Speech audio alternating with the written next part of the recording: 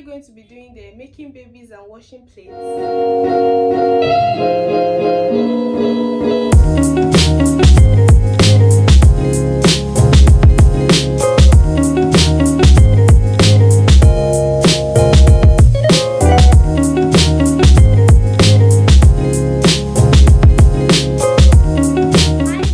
My name is Rita Makwe and you're welcome to my YouTube channel.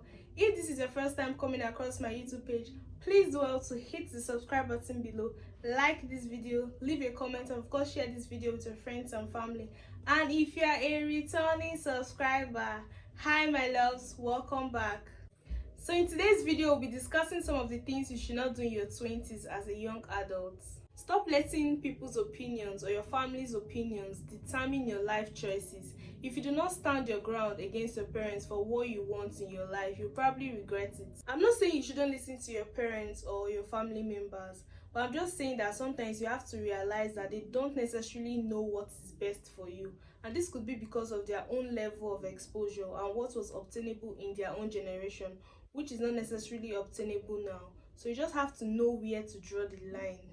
If you accept everything your parents or family members say hook, line and sinker just because you don't want to be labeled rebellious, you probably regret it later. It's important to set some boundaries between yourself and your family members, your parents and your folks, so you have more space to figure out what you really want for yourself personally and even professionally.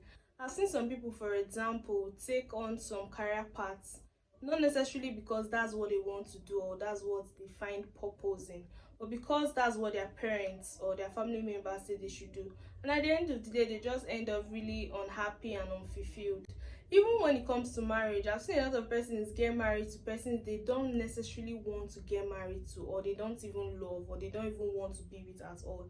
But because maybe their parents have said, oh, this person is from a nice family, this person is from our church, or this person is from our tribe, and all of that stuff, and at the end of the day they just set you up into some kind of arranged marriage, and you find out that you are getting married to this person that you may not even know, or you may not even have had the opportunity to know.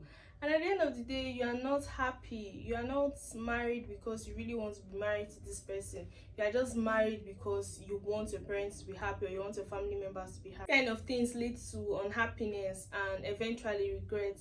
So I think it's very important that young persons know where to draw the line. I mean, it's very good to go to your parents or your family members, especially the elderly ones, for advice and all of that stuff, because obviously they have more experience, more life experience and more wisdom than you've acquired. But it's very important you should know where to draw the line, so you don't live your life pleasing people. Getting married too quickly or too early is not a good idea. This is my opinion, and my opinion is based on what I've seen and what I've heard. Of course, there are persons that get married, let's say at 20 or 21, and they still have great marriages. There's no manual to it at all. There's no manual. But if I was to give an opinion, generally speaking, I would say it's better you take your time.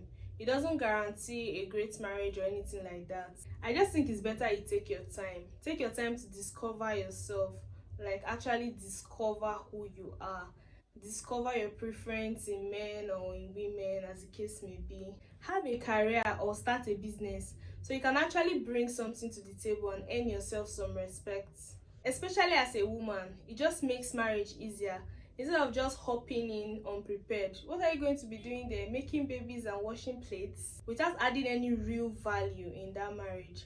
I mean, these days we are talking about gender equality and all of that stuff. I mean, how do you actually tend to somebody's needs when you don't even know what your own needs are? Like, you don't even know yourself yet. You don't know what you like. So how would you be able to relate to another person's needs when you don't even know your own needs? I just feel jumping in too early, especially as a woman, breeds a lot of disrespect when you're not bringing anything to the table. It's just like you are the mercy of another person, especially financially. And I don't think that's something that is cool. I just think every young adult should experience living alone at some point in their 20s. I mean, it just helps you discover some level of self-sufficiency and independence, which contributes to your overall growth as a young person. I mean, you're in control of your schedules. You have the freedom to do what you want to do when you want to do them. This does not equate to reckless living, because I know a lot of African parents equate living alone to being reckless. You hear things like, as a lady, you should not live alone, no. How will you find a husband? And all of that stuff. Maybe the men too feel single ladies living alone are wayward or are reckless. I don't know where that mentality is coming from. But I personally think this is something everybody should experience while they are still young in their 20s, regardless of whether you're a man or you're a woman. It just gives you this level of self-sufficiency and independence, which is a good thing, and it adds to your growth in general. Living recklessly in your 20s is just the ultimate recipe for disaster and regret later in life. As you're young and full of life in your 20s does not mean you should be reckless with your life. I mean, we're not going to be this young forever. So I believe we should be intentional about our decisions as young persons. Be intentional about everything you do. Have fun, explore, but don't do this recklessly to avoid had I known situations. Be intentional about life decisions. Seek guidance where necessary. Because I mean, some life changing mistakes cannot be undone. Once you just take that very wrong step, there's really nothing you can do about it anymore. So you just have to be careful. Make sure you have some savings and investments somewhere, no matter how small.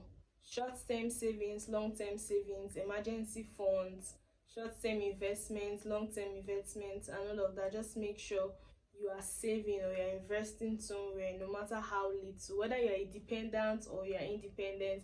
Just make sure you have some savings and you are investing. I'll make a video about investment sometime in the future. It's still something I'm learning and researching on, so trust me to share with you guys once I have sufficient knowledge about the stock market and how it works. Come to the end of this video, and trust me, the list of things you shouldn't do in your 20s is endless, so you can add yours in the comment section. Don't forget to subscribe if you've not subscribed. Remember to give this video a big fat thick thumbs up. Share this video with your friends and family, and until next time, bye bye.